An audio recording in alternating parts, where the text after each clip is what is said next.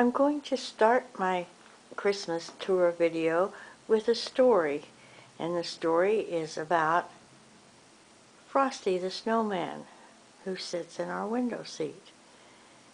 In 1957, my only sister was killed in an automobile accident by a drunk driver. And our family grieved very, very hard. My mother just shut down completely, and just the way it was. It's very difficult to lose a child, and we all know that. So life went on for a while, and about 3 years later, I was away at school and came home, and in my mother's entryway was this whimsical Frosty the Snowman sitting on a table, and there was a twig tree next to him that was entwined with lights and little paper ornaments like these. A little garland of paper ornaments, and those are them. And at that time I knew that my mother was through grieving so hard, and that life and Christmas had returned to our lives. Well, life goes on, and we've had a lot of ups and downs through the years, just like every other family. But every year that I've lived in this house, and since my mother's been gone, Frosty comes out every single year. He's been renovated a little bit from time to time, maybe got a little new jacket or something. But the bottom line is, above all things in my home, he personifies that Christmas endures, and that we can all celebrate life, even though at times it seems like it's too difficult to do. So it doesn't have to be fancy, doesn't have to be wonderful, doesn't have to be full of busy, busy, busy. It just has to be there. And you have to have that faith that year after year after year, that month of December and those days leading up to and right after Christmas are filled with whimsy, family, awe, beauty, fun, celebration, and all the things that make the rest of the season worthwhile. So I hope you had a wonderful Christmas. We did. We had a house full of family and kids and noise and everything under the sun. But you know something? It came, it was wonderful, and we celebrated it. Merry Christmas, everyone. This is the view from my living room into my office, and you may not be able to see it, but every archway in our house and all of the windows are lined with lights. And it makes for a beautiful 3D effect from outdoors, because we don't have any curtains on our windows. So when people drive by, they can look through the house and see all the decorations. So I'm going to give you a quick view of our office, which is where we do our eBay, and we also have a but this is where my grandson also does his computing when he's over at my house, which he is frequently. So we're just going to take a quick walk through here, and this is our rack of bubble lights, which go on every year and set in the window, and we really enjoy those. And then I have a small collection of Anna Lee dolls, and this is part of that collection, and it goes on up here on the bookcase, and there's a lion from all years.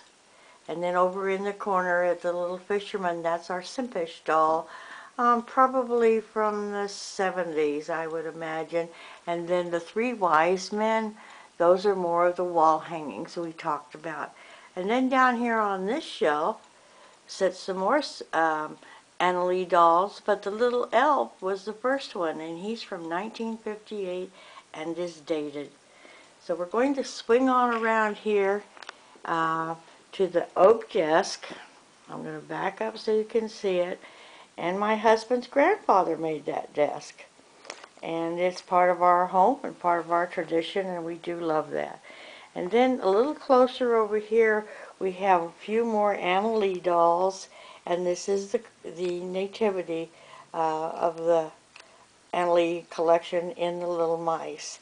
And then on top of that, we have Santa, and the picture is one that my son bought me in Eureka Springs because he's my biggest supporter. But the thing that we have the most fun with, and I'm going to try and get this to go, is our musical diorama of the Nutcracker. We've had this probably since the 80s and just love it. The children who come into the house think it's very, very special, and it gives them the opportunity to listen to a little bit of classical music maybe. It changes scenes as some of the traditional scenes from the Nutcracker Ballet are portrayed.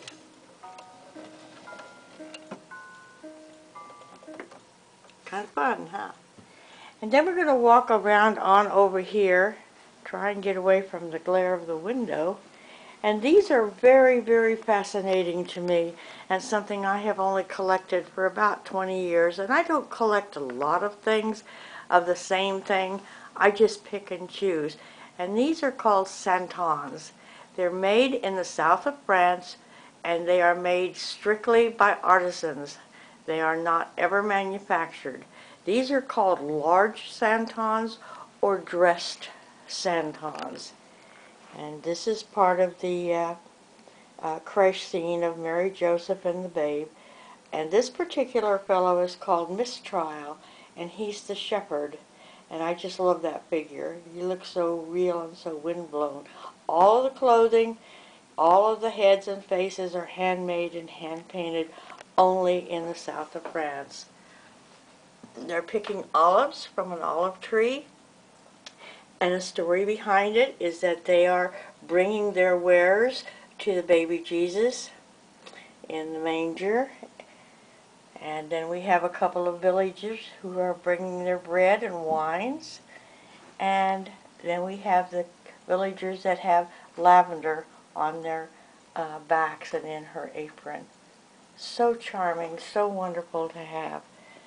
And as we come on around the room, we have a simple little nativity here made out of clay and an angel that's been around for about 25 or 30 years. And then over here on the table, we have some ornaments that are too fragile to put on the tree.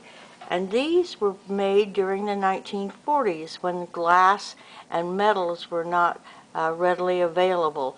There's still a few of them around. If you find some, you might love to collect them because they only were made during that period. And the little German Santa Claus here, my husband bought in Germany when he got out of the service in 1963.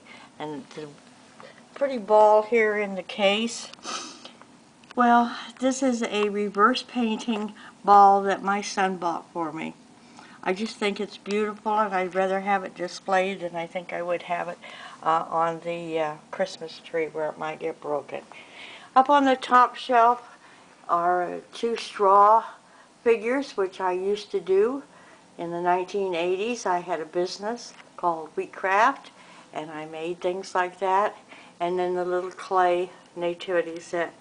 And then in the case here, I'm going to try and show some of these without the glare on the glass, are some of my favorite nativity sets. I love whimsy, and I just love things like that that are precious and cute. Don't care if they're elegant or not. Then down on this shelf you'll see some stained glass ornaments, and my son has made these along with some others.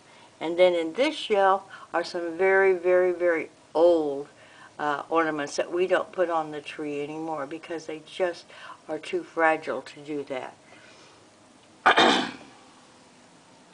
Then of course we're going to come right back around to the Christmas tree, and I've shown you a few things on it, and so we're just gonna take a little look to kind of call it a day. I don't know if any of you remember these or not, but these were probably popular back in the 70s when everybody made them. My mother-in-law made those for us. And let's see, what else do we have here that's really cool? Some little ornaments from the 1970s. Little Winnie the Pooh. Like I say, we don't care if it's elegant or not. We just love things that give us memories. And a few years ago, eBay took me to Washington, D.C. to represent Kansas in the sales tax dilemma. And we went to the one of the museums there, and that's where this little ornament came from. It was a lot of fun. Very much so. These are made out of wheat straw. They're Nordic. And then, of course, some of these ornaments are really just old.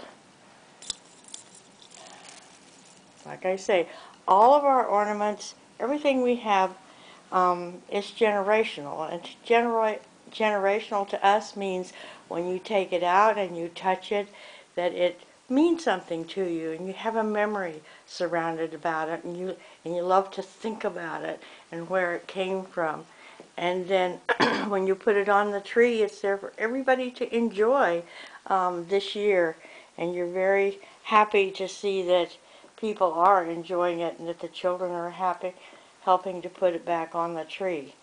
And then you put it all away and preserve it, because someday it'll pass down through other generations. Maybe they'll divide them up, but it doesn't really matter. All that matters is that they're here now and that we love them. Are we having fun? Now we're going to move from the office doorway through the living room. And the house was built in 1920, and for most purposes is still in its original state. So we're just going to kind of walk around the room, and I'll show you a little bit more of some of our treasures. On this wall is a wall tree, and it has nothing but glass ornaments on it, and it's just one of those things that light up part of our traditions, and we really, really enjoy it. Comes out every year and has really clever, cute ornaments that probably are anywhere from 60 to 10 years old. Not much new has been put on this tree for a while. But the wall tree itself is a really neat way to have a Christmas tree if you don't have a lot of space. And then right down below it, some of you may recognize these. These were draped figures that were made over cones in the 1950s. And my mother made these, and they're just old sheets that were draped in pieces of lace and turned into a nativity set and then sprayed with gold paint. And they're still with us as part of our traditions too. And then we're going to come on around this part of the house. And if you remember this, the jewel Christmas tree that I did a little bit of a video about how to make one and add to your traditions. And then these lighted banners are from the 70s, and we've had them for quite a while. We've had to replace the lights several times, but they're a lot of fun. The old table and lamp are from my mother's house, which was somewhat of a Victorian home. As we come over here closer, you'll see a little diorama here of figures and things from the 1950s. Precious little girl and her reindeer. Very cute. And the little lit up ceramic Christmas tree. And the Noel figures. All part of my mother's collection that have come down through the years. Another pretty little Christmas tree that isn't lit up but brightens up the table.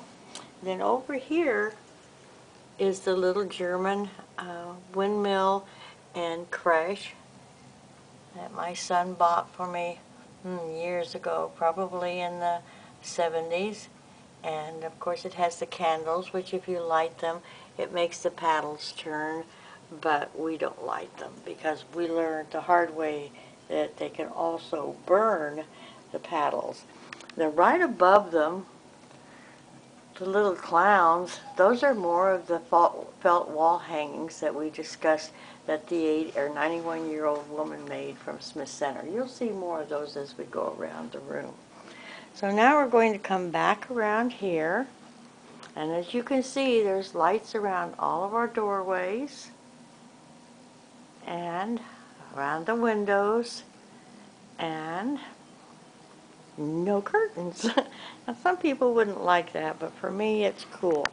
We have several quilts around that are handmade, and some of them are old and some of them are not. This is one of my particular favorites. And then as we come on around, you're going to see a couple or three stained glass figures. Hope you can see this. The robin, the angel, and the blue jay. We have blue jays in our yard. My son made all of those for me at various times through the years as gifts. And then down here on this table, you see the Marshmallow Castle. And we make it new every year that we make it, and it isn't every year, but we do make it new. But the very first one was made from a McCall's Magazine article in 1958. And this year we had a little bit of an accident because my son brought his dog and she decided to take a bite out of it. But we don't care. You know, it's all good. And then as we come back around the room, you'll see the Santa from the Polar Express. And if you squeeze his hand, remember, the magic of Christmas lies in your heart. and I do believe that. And then some more of the pretty little wall hangings. And then the pictures up here. These are pastels, hand-created pastels, and that's my mother and her brother, my mother and her sister. And these were taken from photographs and created by an artist in Smith Center. And then on around here is another one of the great watercolor pictures that my son has brought me from Eureka Springs. Love it, love it. Comes out every year for Christmas. And then down here, I'm going to back up a little, are the larger Simpish dolls. Don't you just love the look of them? I mean, come on, people. These are just so cute. Their expressions. How can you not like them, huh? And then as we come on around the room, we come to the coffee table.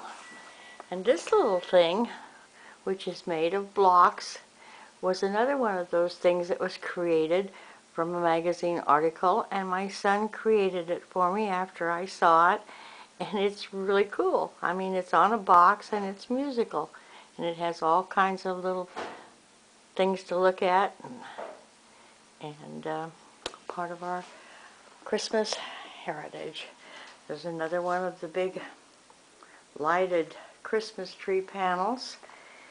And then on the table here is another one, some more of my mother's collection from the 1970s. And it's the little felt reindeer and the little velvet angel, and she also plays music. Totally cool, wouldn't you say? I would.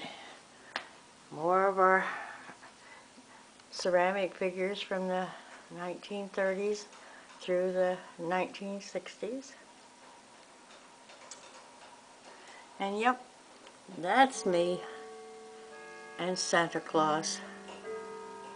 Not a very good picture, but oh well. So there you've had a little tour of our front room. It's not fancy, but we don't like fancy. We just like fun. And now we're coming into the dining room. And if you'll notice, On the doorway is a big felt Santa Claus that says Season's Greetings. And the story behind this felt hanging and all of the ones that I've shown you throughout the house is these were made by a 91-year-old woman in Smith Center, Kansas back in the 60s. And my mother purchased them all and brought them home, and we've added them to our Christmas every year, and they mean so much to us. On the wall, which I don't know if we're going to get this without reflections or not, but anyway, this is our wall of fame, and it depicts our Christmases for the last 7 years, and this year will be the 8th. And we see who's been here and how the children have grown, and maybe down here. Okay, and how the children have grown. We never know who's going to show up at our house for Christmas, and that's always okay. Now we're going to move around the room a little bit, and over here in the window, you're going to see Frosty the Snowman.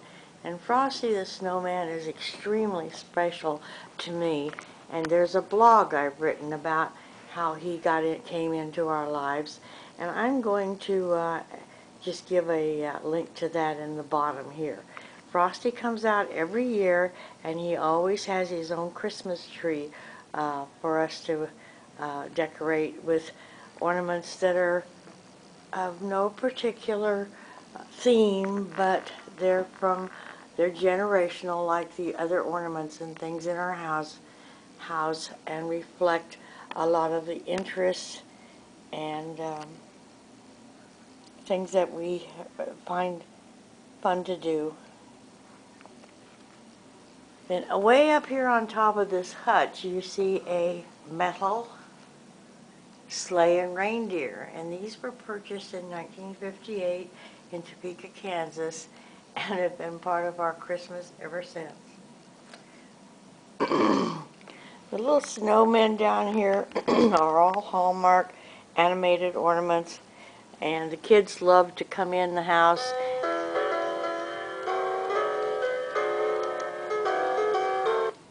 and push all of the buttons, sometimes all at the same time. So it's not always the same every year, but it's similar.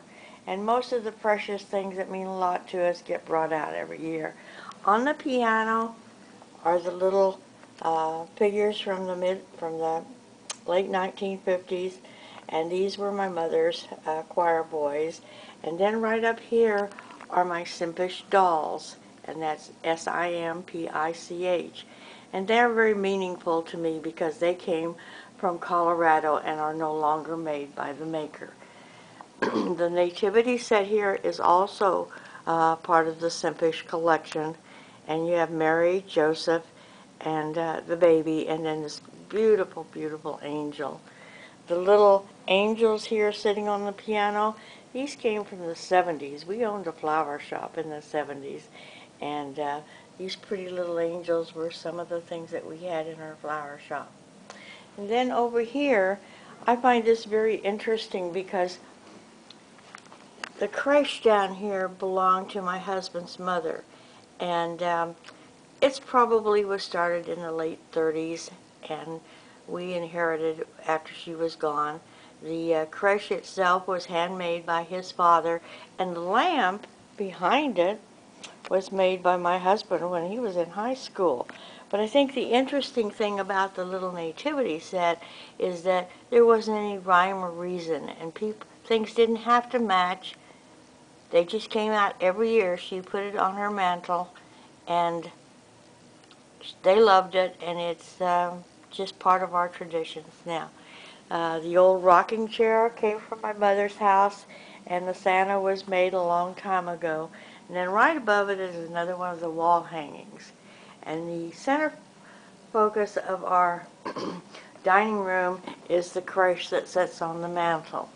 And we bought that in 1969, and it was from the Sears catalogs, which you can remember getting every year, and how much fun they were to look through. The light never goes out in the creche all during the holiday season, but stays lit until we put everything up again. In my grandson's room are more of the santons. Now the santons you saw in the living room were large santons or dress santons. And these are more of the traditional size of santons that you would see in a display or in a manger in Provence. Now the story behind this is here. In the 1700s, during the Revolution, the French were not allowed to have displays of religious things.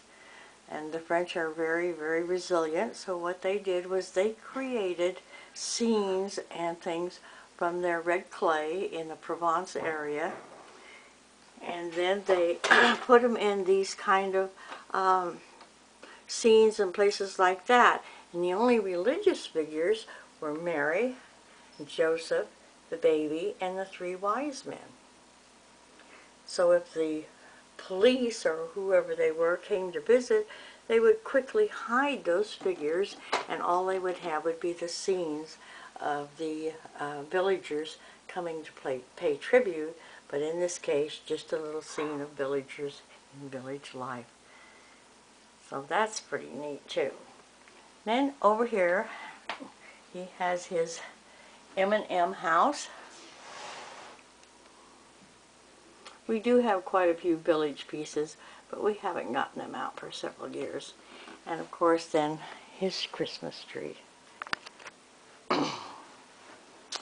Since he spends a lot of time with me, he has to have his own Christmas tree. And it reflects his interests in the things that he thinks are really cool. And also some of his made ornaments. He told me that when he was making this one, he says, I'm putting this on here because everybody has to have faith, Nana. And he's right. And then we have Wizard of Oz. And I think we got Buzz Lightyear up here. And just a little bit of everything. Santa's turning his back on us. Maybe he's kind of cranky or something. I don't know. Anyway, so this is awesome. And just a quick look at our kitchen. It's small, but it's festive too. And I want to remind you that all the little felt things that you see up on the cupboards were made by the same lady who made the wall hangings that were in the rest of the house. And our friendly little Pillsbury Doughboy decorates our windowsill and our cabinets, and a little bit of gingerbread around. And of course all the doorways are lit up all the way around. So, as I've said before, not fancy, but very, very, very pleasant to spend time with. Hi. Every year, the cardinals fly into my bathroom about the 1st of December and land there. And they stay through the Christmas holiday season, and we enjoy their company and their brightness, because cardinals in the wintertime are like a bright spot in the snow. So I have cardinals everywhere. I have cardinals in my window. Some are old. Many are gifts. The stained glass cardinal right there, my son made for me. And I really like it. He's made several stained glass ornaments for me. A lot of them are gifts from my family, or keepsakes that we've had through the years, because at our house, Christmas is all about tradition and celebrating things that we've done year in and year out forever. And so here's our bathroom. And then over here we have our candle, and since we don't burn open flames, we have it on the candle warmer. But the last thing I want to leave you with in the bathroom is a bit of tradition, and that is Santa Claus, our stool cover. My mother made him probably in the late 50s, and he's been with us ever since. And he sits there and winks at us. I've had to spruce him up a couple of times, but essentially he's just the way he's always been. So without Santa there winking at us, our Christmas wouldn't be complete. So my hope for you is that you have a very, very Merry Christmas, and the next year is just one of the best you'll ever have. And even if there are some bumps along the way, just keep in mind to keep your spirits up, and remember that December is always the month of miracles.